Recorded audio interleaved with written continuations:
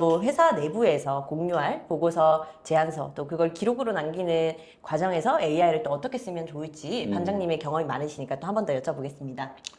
제안서를 정말 많이 쓰는 것 같아요. 제안서. 네, 항상 뭐 어느 분야든 경쟁업체가 있기 때문에 일단은 제안서를 많이 쓰는데 이 제안서가 사실 정말 힘들었어요. 제안서를 쓰는 게. 어떤 게 제일 힘드셨어요? 일단 첫 번째가 하루 이틀 꼬박 걸려서 제안서를 완성했는데 뭐 예를 들면 공공기관에서 네. 실외계약건 같은 경우에는 제안서를 비교 검토해보고 다른 업체로 이렇게 넘어가게 되면 그 시간을 다 소비하게 된 거잖아요. 예.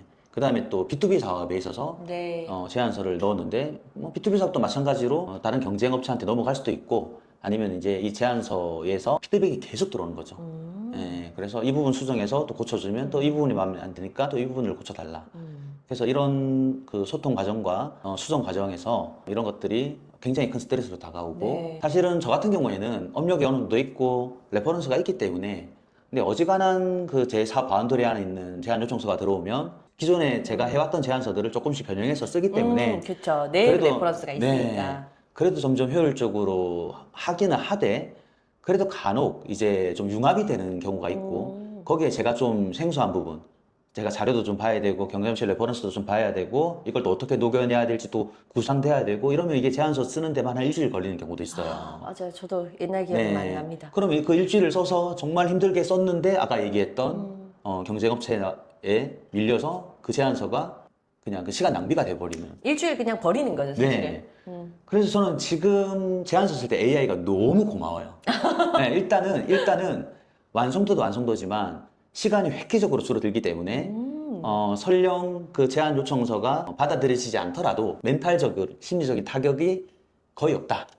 네, 언제든지 제안서는 그 퀄리티로 쓸 수 있기 때문에 학습을 시켜놨기 때문에. 네. 그리고 뭐 경우에 따라서는 이제 경쟁이 아니라 이미 미팅 단계에서 확실히 우리가 이제 계약금도 받고 네. 이제 제안서를 보내야 되는 그런 상황도 있을 수 있잖아요. 그럼 정말 잘 써드려야 되잖아요. 그럼요. 돈 네. 받았으니까 더 잘 네, 써야죠. 오히려 근데 이제 사실 제가 사업을 못 하시는 분들 보면 돈 받았으니까 안 이래져가지고 아이고. 네, 제안 요청서를 대충 던져가지고 거기서 신뢰를 까먹고 하다 보니까 계속 사업이 비겁거리는 경우도 많이 봤거든요. 그래서 아무튼 우리가 이제 제안서는 잘 써야 되는데 그 다음에 클라이언트가 요구하는 대로 또 제가 할 수 있는 역량선에서 저랑 저희 회사 구성원들이 할 수 있는 최대한의 퍼포먼스를 잘 전달해야 되는데 네. 이런 부분에 대한 거를 이 상황과 클라이언트 요구사항, 우리 회사의 역량, 우리 회사의 레퍼런스 이런 데이터를 넣어서 우리가 어떤 결과를 내겠다라고 요청을 했을 때 최적의 제안서가 그냥 한 번에 나오니까 이거야말로 저는 이제 뭐 보고서 레포트는 두말할 것도 없고 사실 제안서가 서류에서 가장 까다로운 영역이라고 맞습니다. 본다면 일의 시작이니까요. 네, 제안서, 사업 계획서 이런 거를 보내는 데 있어서 이미 AI가 완벽하게 써준다라고 본다면 나머지 서류는 너무 쉬운 거다 저는 그렇게 생각해요. 네. 그러면 지금 반장님은 제안서 하나 쓰시는데 대략 시간이 얼마 정도 소요되세요? 이게 금액에 따라서 또 클라이언트 요청 사항에 따라서 또 제가 이제 잘 아는지 모르는지에 따라서 시간이 일주일 걸릴 때도 있고 3일 걸릴 때도 있고 좀 쉬운 거는 이제 하루 꼬박 걸릴 때도 있고 정말 간단한 거는 물론 뭐 한 3, 4시간 만에 걸릴 때도 있는데 지금은 그 어떤 제안서라도 1시간 이내에 끝납니다. 1시간이요? 네. 왜냐하면 제가 진짜 한 번도 안 해본 사업이라 하더라도 네. 그래도 사업 짬밥에 있으니 일단은 사업의 어떤 제안서의 프로세서는 기존 사례 분석, 레퍼런스 분석이거든요. 네. 그럼 우선 AI한테 레퍼런스를 찾아달라. 성공 사례, 실패 사례를 찾아달라. 그 다음에 클라이언트의 요구사항을 입력을 해서 레퍼런스를 넣어서 우리 회사에 업력을 넣어서 어떻게 우리가 이 그림을 그려서 성공적으로 이 프로젝트 이 과업을 수행할 수 있는지를 제안해 달라라고 해서 1차 검토를 받아보고 여기서 몇 가지 수정 보완을 해서 완성된 결과를 만드는데 1시간이면 충분하지 않을까요?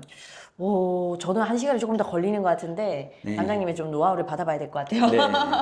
그래서 실제로 현장에서 제일 많이 쓰는 게 반장님도 경험 많으시겠지만 뭐 제안서나 보고서나 또는 이제 일을 진짜로 착수했을 때에 대한 진행안들을 구체화해서 착수 계획서 같은 거. 네, 네. 보내드려야 되는 이런 이제 사내용 또는 외부용의 이제 문서들에 대해서 사실은 하루 3일 걸리던 것들을 뭐 30분 아니면 1시간으로 줄일 수 있는 이제 방법이 우리가 도구로 AI를 쓰는 거라면 이거는 사실 안 쓸 이유가 없다는 안 거죠. 쓸 이유가 없고 실제로 제 주변에 AI를 안 쓰시는 분들은 오히려 경험이 없으신 분들 사실은 이제 AI가 지식의 습득과 경험을 단축시켜주고 빠르게 성장을 도와주는데 오히려 그런 AI가 정말 필요한 분들이 안 쓰시고 AI를 정말 잘 활용하는 분들은 네.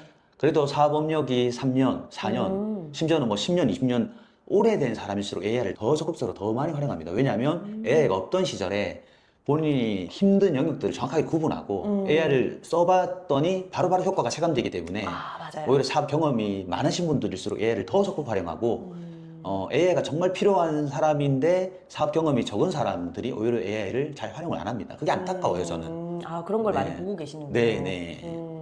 그러면 여기서 또 저희가 현장에 필요한, 그리고 오늘의 직장인들에게 필요한 AI 입문 내용을 말씀을 드리고 있는데, 아무래도 저희는 또 비즈니스를 하다 보니까 계속 사업적으로 연결이 많이 됐던 것 같아요. 마지막으로 그럼 반장님, 우리 지금 많은 분들이, 직장인분들이 고민 많이 하고 계실 텐데, 자, AI 사용하실 때 직장에서 이거 세 가지만 기억하고 쓰세요라고 정리해 주신다면 어떤 게 있을까요?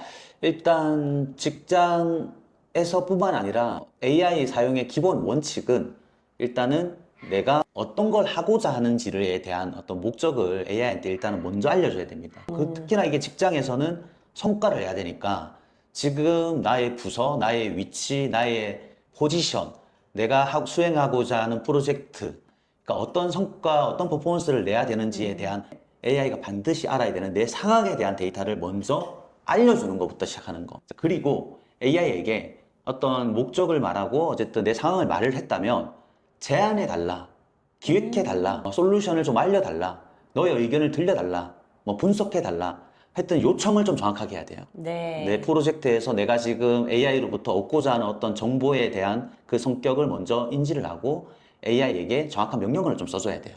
직장에서 주로 쓰는 게 기획해줘, 분석해줘, 자료 네. 찾아줘, 그 다음에 성과를 내기 위한 프로세서를 알려줘. 내가 지금 당장 실행할 수 있는 구체적인 방법론을 제시해줘. 그리고 협업을 하는 데 있어서 필요한 협업 체계를 구성하는 데 있어서 어떤 방식으로 해야 되는지 그 하우에 대한 거를 제안해줘. 그래서 주로 AI를 직장에서 많이 쓸 때 기억하셔야 되는 거 기획해줘, 제안해줘, 분석해줘, 방법을 찾아줘. 이런 명령어를 좀 먼저 활용해 보시고 그렇게 이제 첫 스텝이 그런 기본적인 것들을 먼저 좀 AI한테 명령을 잘 해보셔라. 이게 첫 스텝입니다. 그러면 지금 얘기하셨던 첫 번째 목적과 그 다음에 어떤 명령을 해야 되는지 이게 한 가지로 묶어지는 건데 네. 그러면 이제 두 번째를 우리가 명령으로 정리를 하고요. 네. 세 번째 그- 가장 잘 현장에서 이거 바로 써먹을 수 있는 네. 노하우. 그래서 이제 제가 하고자 하는 어떤 제 포지션 그다음에 제 프로젝트에 대한 어떤 데이터를 입력하고 명령을 정확하게 썼다. 그러면 이제 답변이 나올 거잖아요. 네. 그럼 당연히 직장인이니까 이 답변을 받아서 컨트롤 C, 컨트롤 V 할 게 아니라 그리고 그거대로 그냥 그대로 실행할 게 아니라 그래서 직장인이라면 AI에게 모든 걸 다 위임할 게 아니라 내가 가지고 있는 경험치와 나만의 어떤 노하우, 인사이트를 AI와 대입해서 그 의견을 좀 좁혀가는 과정이 필요해요. 그래서 어떤 부분은 좋은 의견인 것 같고 좋은 프로세스인 것 같고 좋은 방법을 찾아줘서 고마워. 저도 AI를 사람처럼 대하거든요. 네. 칭찬할 때 칭찬 고마워. 근데 이런 부분은 우리 회사 조건하고 조금 맞지 않고 내가 지금 하고자 하는 어떤 직무 포지션이나 나의 프로젝트와 조금 안 맞는 이런 의견이 있는데 지금 내가 해야 되는 건 좀 더 구체적으로 말을 하자면 요런 부분이니까 여기에 대해서 한 번 더 제안이지 이렇게 AI하고 소통하는 그런 스텝이 반드시 또 필요하고 이렇게 의견이 좁혀지다 보면 최적의 솔루션이 무조건 나오게 돼 있다. 네.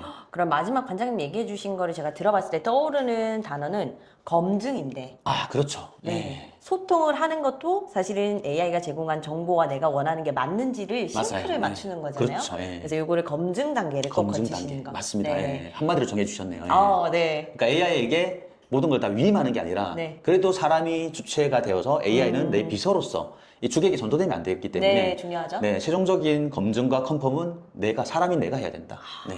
저도 많이 느낍니다. 그 검증 과정도 사실 숙련되게 하려면 많이 써보시는 게 중요하니까 방금 반장님 말씀해 주셨던 이 세 가지 스텝을 잘 기억하셨다가 꼭 마지막에 검증까지 거치는 과정까지 해서 좀 더 정확도를 높이고 그리고 그 내용들을 가지고 회사에서 생산성과 신뢰도를 높이는 것까지 네. 최종적으로 목표화 해보시면 좋을 것 같아요. 특히 서류나 뭔가 분석 보고 이런 것들 신입사원들 약하잖아요. 그렇죠. 그런 분들 AI로 지금 우리가 말씀드렸던 이 내용을 적극 활용해 보시면 아주 드라마틱한 반전이 있을 거고 네. 우리 직장 상사분들이 야, 너 하루아침에 왜 이렇게 역량이 올라갔지? 너 능력이 좋아졌지?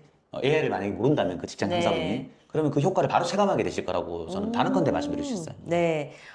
저희가 또 학교 생활을 하다가 또 일반적인 주변 지인들과의 생활을 하면서 일상생활을 하면서 쓰는 AI랑 직장에서 쓰는 AI는 조금은 다르다고 생각을 합니다. 네. 그래서 그만큼 오늘 강조해 주신 게 AI에게 도움은 받되 모든 걸 위임하지 말라라는 네. 게 마지막 멘트 정말 저도 강렬하게 기억이 남고요. 그러면 다음번에는 반장님 저희가 실제로 산업 현장에서 직장인분들이 어떻게 쓰고 계시는지 그래서 이런 검증을 어떻게 해야 되는지도 알려주시면 좋을 것 같은데 네. 다음 시간 또 같이 해주실 수 있을까요? 아, 당연하죠. 네. 그러면 저희가 조금 더 알찬 정보로 해서 다음번 시간에는 또 산업 현장에 맞춤으로 AI를 어떻게 쓰고 있는지 얘기를 나눠보려고 합니다. 네, 저희가 지금은 AI 초보자분들이 거부감 없이 AI에 적응하고 AI를 좀 쉽게 활용하면서 AI와 친해지고 AI를 길들여가는 과정에 대한 주제를 이야기하고 있지만 이제 후반부가 되면 저희도 자동화 프로세스 구축하는 거, 에이전틱 AI에 대한 거, 그 다음에 뭐 클로드 코드 사용하는 거,